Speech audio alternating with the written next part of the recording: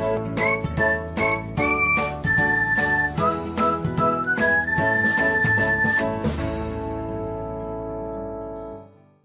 everyone, welcome back to another episode of Technologyglance.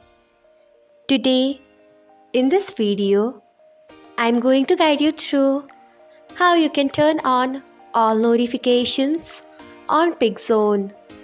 So, let's get started. Firstly, open Pickzon app in your device.